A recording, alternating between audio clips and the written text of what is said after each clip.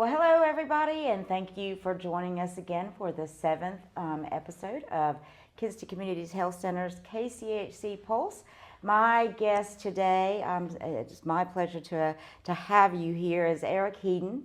Erik is the Warning Coordination Meteorologist with the Weather Office in Newport/Morehead City. Correct? Did I say that right? You said it all right. Yay. And we're really happy to be here today to talk about hurricane preparedness, really getting into the peak of the season. So we're really happy you had us up here. Thank you, Erik. I know that when I first started speaking with you, when I learned of you and that you go in the community and you do podcasts, or you go to churches, or you go to libraries and you provide information of preparedness, I said, we need to get this gentleman on our show, because Lenoir County has actually gone through 3 hurricanes, I believe. And so the aftermath from those hurricanes were hit us tremendously, especially for the patients of our center, because they couldn't get access to health care, access to their medications and things like that. So preparedness and knowing what to do is very important. And I don't want to keep talking, because I want to get into the nitty-gritty. Sure, that sounds good. I was given questions by some of our viewers and our staff. Okay. So I'd like to begin with those, if you don't mind. Yeah, I'm ready to go. Okay. The first one is, do seasonal forecasts help people to understand the likelihood of potential upcoming storms? So I think the seasonal forecast, and what we're talking about, is that hurricane outlook. Everybody says, how many storms are we going to get? Is it going to be active? It helps with awareness, but we at the local office don't talk about it a lot, because until we can predict that one storm that is or is not going to hit Lenoir County, it doesn't do us a lot of good. So for example, if we said it's going to be a really weak year, not a lot of storms, not going to have a lot of hurricanes, but we get one Matthew or one Floyd, it's a big impact in our community. So we use the seasonal forecast to get people's attention. It comes out in May. We like people to be prepared early. So it gets us kind of in the groove of preparedness, but we try not to focus on that. We focus on what you have control over, getting that hurricane kit, preparing now before the storm gets here. So that's kind of how we use it. And you talk about the impact, the devastation that comes with storms affects all of us, not just in Lenoir County, but in our surrounding counties as well. Yes. So, preparedness is the key.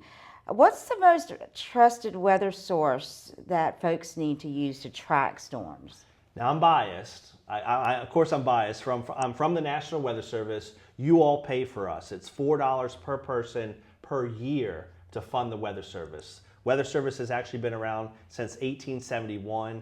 1874 in Eastern North Carolina. So we have deep roots in the community. When you introduced me, we're down the road in Newport. So wherever you're watching this from or listening to, we live in your community. So we take all that information, the model data, we work with local broadcasters, we work with people in the community to give you the most accurate forecast, but also reliable forecast. A lot of what we've seen the last couple of years with social media is there's a lot of noise out there, and we do not want people to focus on that. And it's not because it's not helpful sometimes, but it's all over the place. It's not. It can be very confusing. It can be very confusing, and it changes quite frequently. With us, it's very consistent. We try not to wobble all over the place and give you the information you need. So to answer your question, it is the National Weather Service. We're a government agency, been around for a long, long time. If you ever get your warnings on your phones, you see it on your TV, that's from us, not from Washington, D.C., it's not from Kansas City, Missouri, it's from Newport, North Carolina. So National Weather Service. One easy way to remember it, if it's the weather you love, it's weather.gov. See, I came with a joke too. So there you go. Weather.gov. He's rhyming and joking and everything. Nice. Weather.gov, that's a great resource. If you click on Eastern North Carolina, you're going to get the forecast for Kinston, Snow Hill, wherever you're watching or listening. Well, I will be very honest with you. I know of the National Weather Service. I always look at that. I have that on my phone. There you actually. go. Yes. But I did not know that there was an office in Newport, Morehead City. And you're welcome to visit. Anybody listening or watching this, if you go down toward Morehead City, there's a new barbecue restaurant right across the street from us. we're just on the right. You might see the giant soccer ball. That's the Doppler radar. So we do school tours, office tours. You mentioned that fancy title in the beginning, where I am really liaison between you, the community, and the Weather Service, because we want people to know about us so they're better prepared for weather when it happens. Yeah, when I first talked to you via email, you know, I was so excited to have connected with you. Yes. Not knowing that you were even existed. Yeah. I was very excited about it, and I've thrown out some feelers to our community to have you come in and do an in-person educational session with folks in our community, because I think I remembered that you saying, I really love people to ask me questions. Yes. Because some people think that they know the information that they need to have, but some people really don't. So having that one-on-one with folks or being in person to ask those questions is crucial. It is. And we've done school visits, visits to pre-K, nursing homes, churches. Really, if you want us, and the best part, I mentioned $4 per person a year, you've already paid that. So we are free. Free, free, free. Yeah. All you have to do is just contact us. Giving good information. How accurate are the forecasts, and what's the limitations of the forecasts that are provided pre-storm? Incredibly accurate. Now, I'm a meteorologist. I've heard all the jokes. People tease us. It must be, and I know you may have said this before, it must be nice to have a job where you can be wrong all the time. People tease us all the time.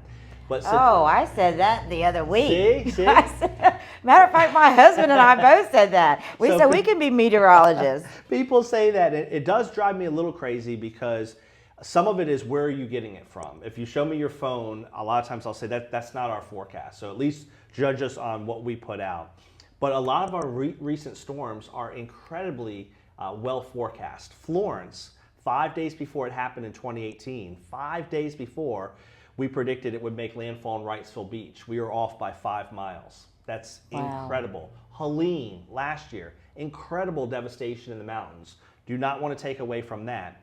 But I want people to understand, 3 days before it was a storm, it was nothing. So three days before landfall in Florida, it was not a storm, and it was predicted to do what it did. So the accuracy is there.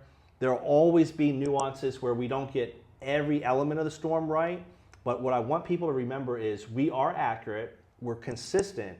You need to pay attention to us, not what's on social media, because that's where people kind of focus on things they don't need to worry about. It gets them stressed. You'll worry about storms that are never going to happen in our area. Just this week, we had Aaron on the Outer Banks. On social media, people are already talking about the next storm. Guess what? It's not happening.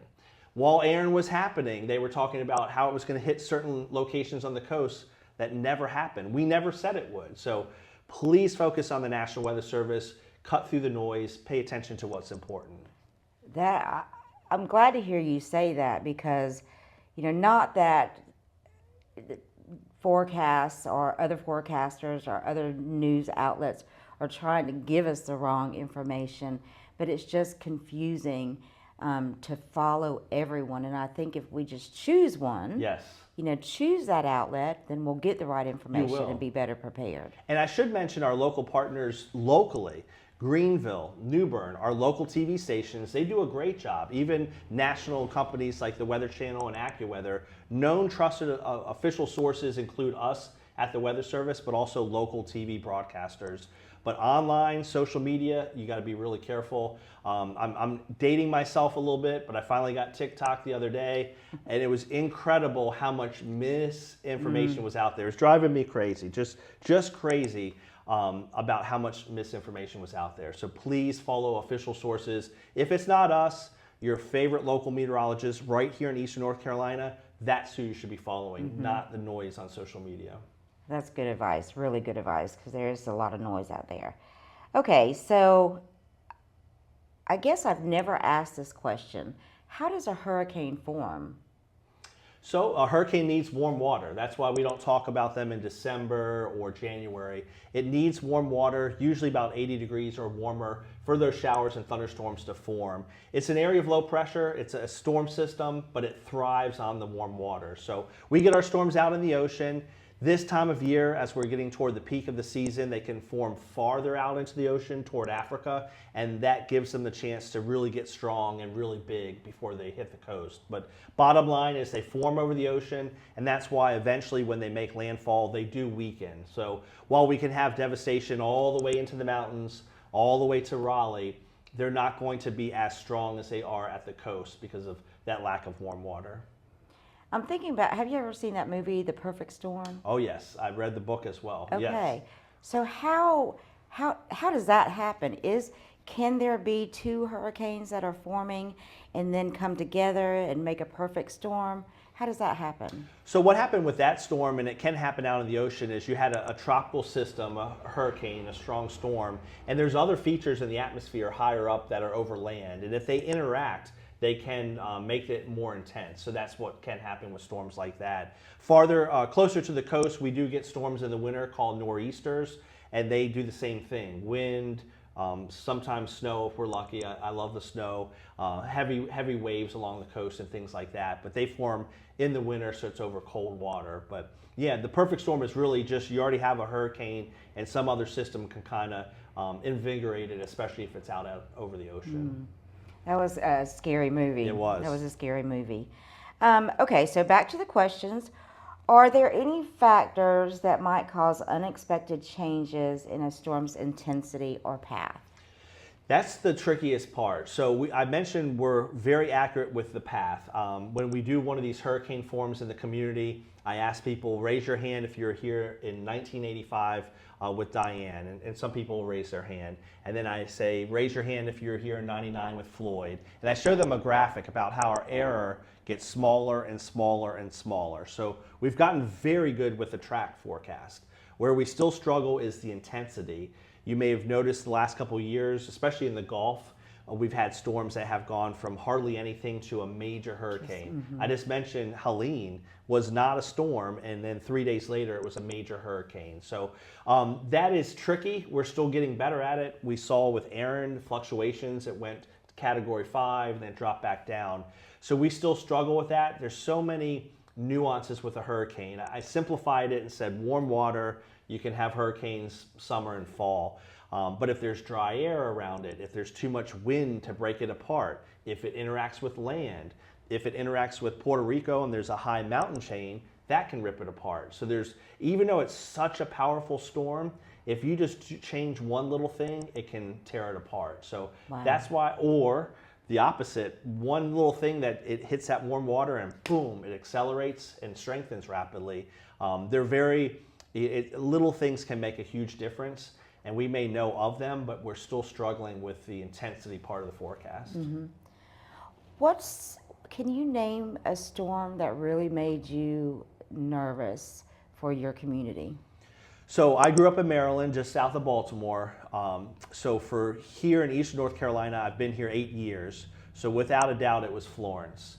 It was a Category 4 storm as it was approaching our coast. We're going to talk about not just paying attention to the category, but that got my attention. I mean, Category 4, I live closer to the coast, so I was near the ocean. That got my attention. The rainfall prediction of 20 to 30 inches, that got my attention. Seeing the devastation, when I drove up here today, you still see houses that have never recovered from Florence. So Florence, for sure. A lot of people watching this will say Matthew in 2016. That was before my time. Or Floyd in 1999. So unfortunately, our part of the country does get hit quite frequently, and that's why we try to talk about this as much as we can. And our area is prone to flooding. Yes. Our community health center and a lot of other organizations had to close. I don't think that everybody was prepared as they should be. Sure. I think one of the things that they need to think about, and I'm thinking about our patients, is call and request medications, your medication refills beforehand. Call and make sure that if there's any appointments upcoming and you don't think that you're going to be able to come, let them know. Sure. You may not have access to Wi-Fi, so you can't do a telehealth appointment. But what are some other things besides that people should remember when preparing? I really think you hit the nail on the head, the preparedness of all aspects. So when we talk preparedness, the old adage was 3 days of food, water, medicine to be on your own. That's kind of, we say basement, ground level, floor. That's at least that. Trying to push people to a week of food, water, medicine, anything you would need to be on your own without electricity. But I loved what you said. It's not just about having that bottled water, important. It's not just about having that food. It's the fact that you won't have access to stores, pharmacies. We're just so used to just ordering it on Amazon, or Everything's instant. Instant. It's not like that during a storm. It's not like that weeks potentially after it. So those prescription drugs, if you're running low, get those filled up. If you have contact lenses, if you have young people in the home, diapers, formula, if you have pets, thinking about them. So it's everybody in your house for at least a week.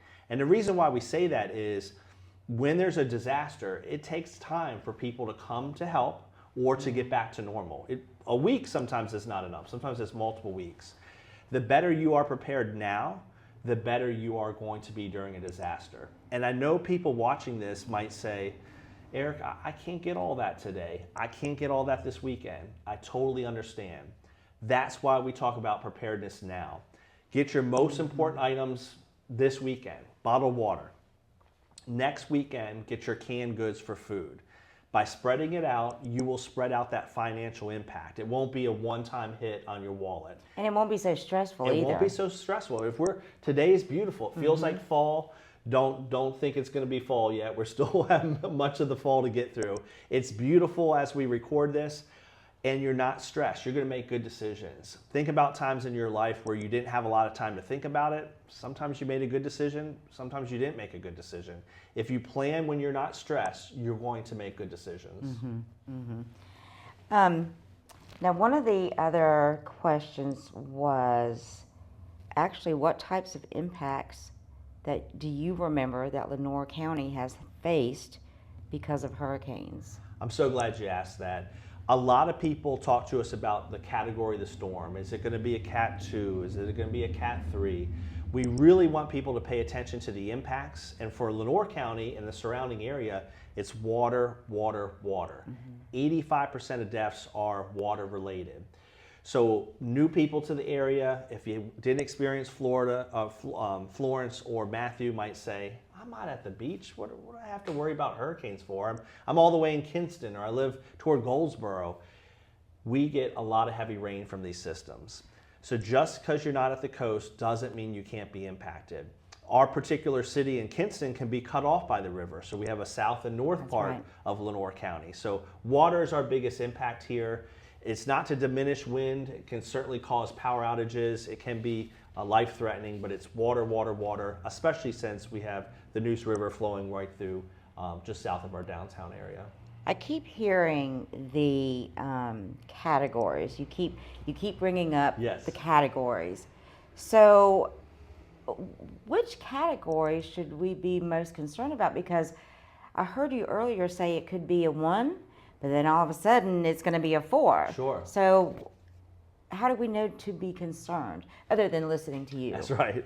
So you should be concerned with all the categories and all the impacts. And what I mean by that is a lot of times I'll ask people, who has said or heard, I'm not gonna? And people look at me, I'm not gonna do what? I'm not gonna leave unless it's a 2 or 3. Everybody pays attention to that category. Category is only wind related. It tells you how severe the wind's gonna be. A category 5 storm is gonna have way more wind than a category 1 storm. It's important, it's part of the puzzle. It doesn't tell us how much rain. It doesn't tell us that we had 6 inches of rain last week. It doesn't tell us how large the storm is. So to your point, I want you to focus on the impacts, not necessarily the category.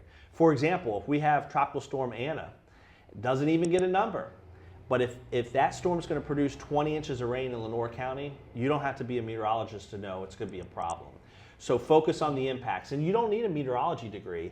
If you watch the local news, you watch us at the National Weather Service, we're going to tell you we're really worried about flooding, or the river is going to get to this level, those types of things. So just a couple weeks ago, we had Chantal up in Raleigh. If you watch the news, they had a lot of flooding. It was only a depression. Wasn't even a named, or wasn't even a category rated storm. So pay attention to the impacts, and specifically where we're watching and doing this interview, water, flooding.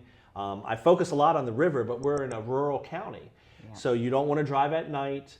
You don't know how deep the road is or how deep the water is, and you don't know if the road exists. A lot of our deaths occur from people driving in areas they shouldn't do. Because they don't know. They can't tell how deep it is. And they don't know how powerful the water is. If you watch the national news and there's anything about flooding, you'll always see cars driving through water. So our campaign with that is turn around, don't drown. Our biggest message, the water does come up quick, but that's not usually where people have issues locally. It's usually people driving through water-covered roads. Yeah, and I think that the last storm that we had folks that were trying to do that, drive through water that they didn't think it was deep, but it ended up being very deep. Yes. So I have a question. Does the Weather Forecast Office provide information about shelters when they know of the storm's coming? Are they able to do that as well? We don't. We might include it with some of our warning information at the bottom, and it's dependent on what the county says to us. Okay. But we do have so our role is this is what the weather's going to be, and then we brief the county emergency manager, mayors, people in charge of the community, and they will designate whether shelters should open and things like that. But I'm a meteorologist, and I've done a lot of talks for weather, and I hear what emergency managers say and other people in the community. If you can, a shelter is the last resort. Oh, really? And a lot of people say, well, Eric, that's a safe spot. That's the first place I'm going to go if I can't, A shelter is a safe spot, but you're going to be more comfortable if you can at a hotel or at a family member's house. If you have access to transportation and you can get out of the area, you're going to be more comfortable. If you can't get out of the area, you don't have access to transportation, it's harder for you to go to a hotel or to a family member's house out of the area, then a shelter is a good resort. But if you can, try to have other ways to go, because it would be more comfortable than being at a shelter. I never thought about that. Yes. And that's a good point. Me neither. I do these talks where our lane is meteorology, but I listen to people in the community and what they say. And it comes down to numbers. There's a lot of people potentially at a shelter. You're going to be more comfortable. I tease people, if you have relatives that come visit you all the time because the beach is just down the road, go visit them. You'll be way more comfortable than a shelter. Now, by all means, safety's number one. If you can't get to out of town, shelter is a great place to be, especially if you live in a flood-prone area, something like that. Right. Well, Eric, I'm so glad that you agreed to come and do this podcast with us today.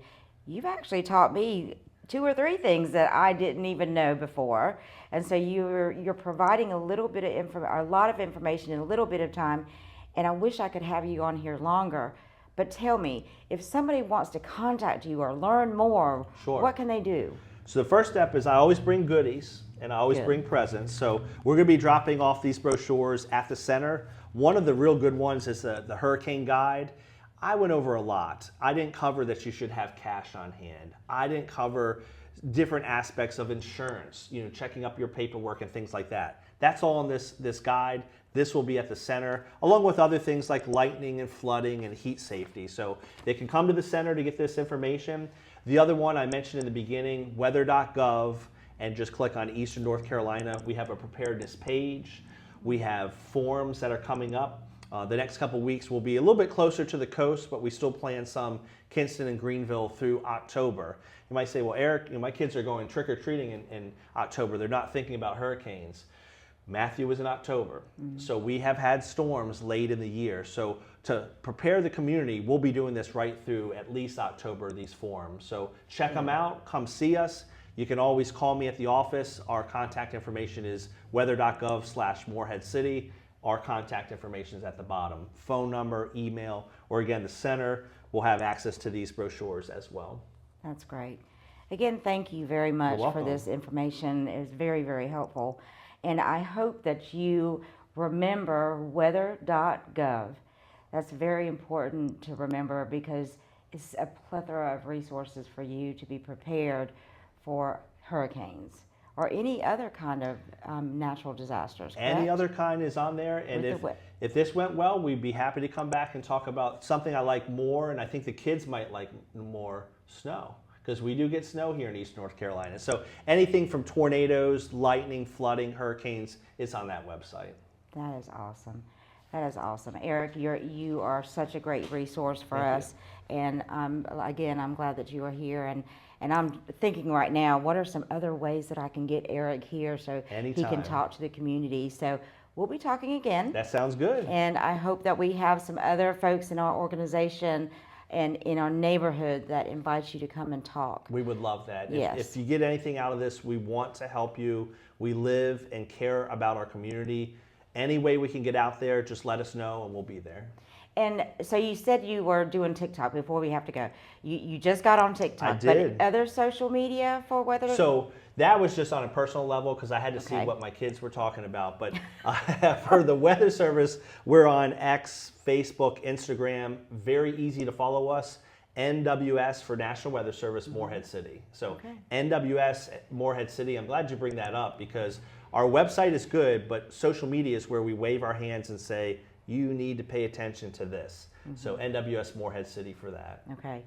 One more time. Say it one more time. NWS Morehead City on social media and weather.gov/Morehead City on the website. Okay, guys, don't forget that. Those are two very important resources for you.